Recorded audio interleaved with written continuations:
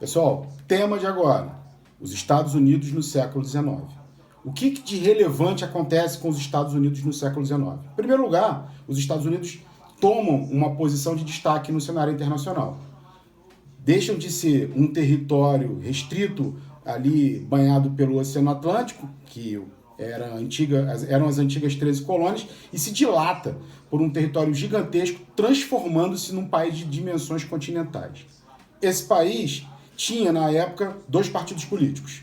O Partido Federalista, que defendia uma centralização maior do poder, e o Partido Republicano-Democrata, que era favorável à distribuição, à diluição do poder. Ambos com características liberais.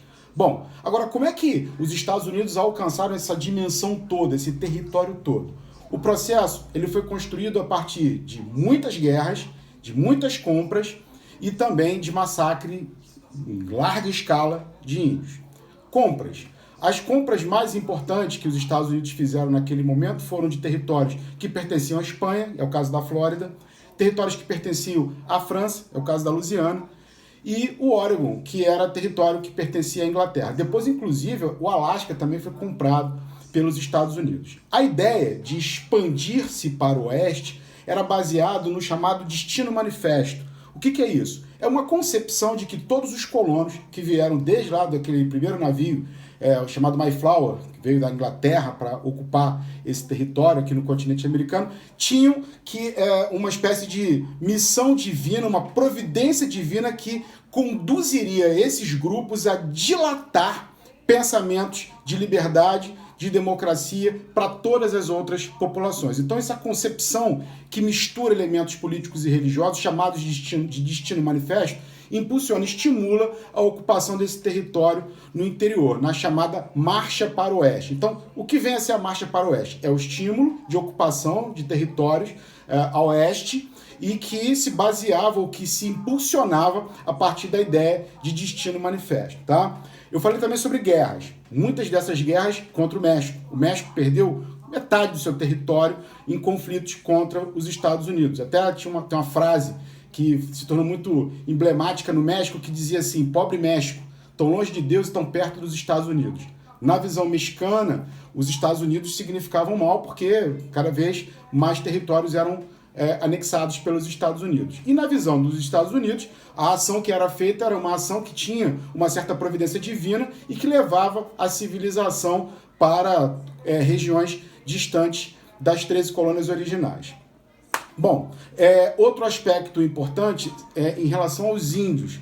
Os índios entram também nessa justificativa. Sempre bom lembrar que no século XIX o discurso de preconceito, de racismo estava muito na moda, era muito forte naquele momento, inclusive até a própria ciência chegava a fazer argumentações do tipo darwinismo social, né? Havia toda uma exaltação ao modelo que era pregado a partir de população branca. Então essas ideias racistas estavam muito fortes, muito presentes, e isso ajudou, de certa forma, a dar justificativa, legitimidade para as ações do exército dos Estados Unidos nos massacres promovidos contra os grupos indígenas.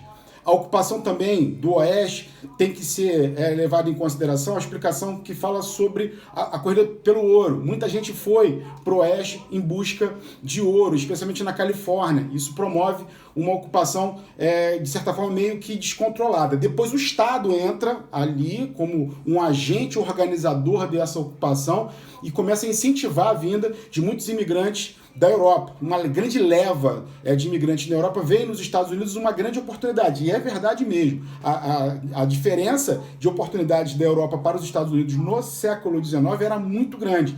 Então esses colonos chegam e se empolgam com essas perspectivas que fazem parte desse discurso de Estado que se moldou nos Estados Unidos. Bom, pessoal, então nós temos que quadro nos Estados Unidos no século XIX? Por um lado, uma mentalidade capitalista, uma mentalidade voltada para o desenvolvimento de mercado consumidor robusto, uma mentalidade de desenvolvimento de negócios, de atrair pessoas vindas principalmente da Europa, é importante ressaltar isso, e que pensava de uma maneira bastante grandiosa em termos de construção de país. E do outro lado, nós temos No Sul, especificamente, ainda uma mentalidade aristocrática, uma mentalidade muito ainda presa ao sistema de plantation, o que levou a uma tensão entre essas duas concepções. Assim, nós temos os pilares da chamada Guerra de Secessão.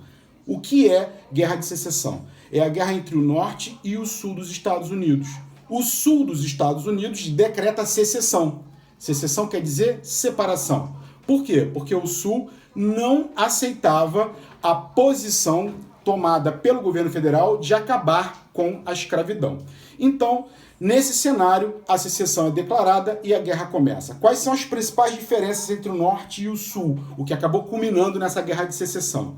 No Norte, nós temos essa mentalidade capitalista, valorização do trabalho assalariado, minifúndios, comércio interno, como sendo o grande dinamismo do desenvolvimento. E no Sul nós temos a plantation, que é um sistema agrário exportador de monocultura com mão de obra escrava. Então o embate aconteceu, o Norte saiu vitorioso, entretanto o derramamento de sangue foi muito intenso e no final das contas, no campo econômico, nós temos o triunfo do modelo capitalista. E esse modelo capitalista vai alicerçar o imperialismo dos Estados Unidos fora do seu território, já entrando na América Latina, no finalzinho já do século XIX e no século XX, com conceitos do tipo Big Stick, o grande porrete, toda vez tendo que utilizar a força, que se use a força para poder sufocar movimentos na América Latina, ou doutrina Monroe na América para os americanos, que era uma outra filosofia que pregava que as potências europeias tinham que ficar longe da América. Isso significa reservar toda a América para a influência dos Estados Unidos como a única superpotência. No campo social, as consequências da Guerra de Secessão são muitas, principalmente para a população negra do Sul.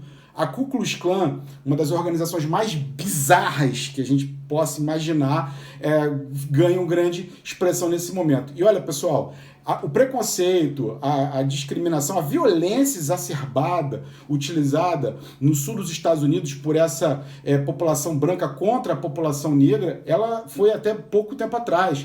Até a década de 1970, ainda era comum tacarem fogo na casa de pessoas negras, enforcar negros, incendiar cruzes, vestidos de uma forma bastante surreal, né, como se fossem carrascos, né? Então essas práticas foram muito comuns e existe ainda um resquício muito forte, especialmente no sul dos Estados Unidos, dessa questão racial, tá, pessoal? Então esses são os pontos principais, eu estou aqui tentando resumir o máximo possível para facilitar o estudo de vocês, tá?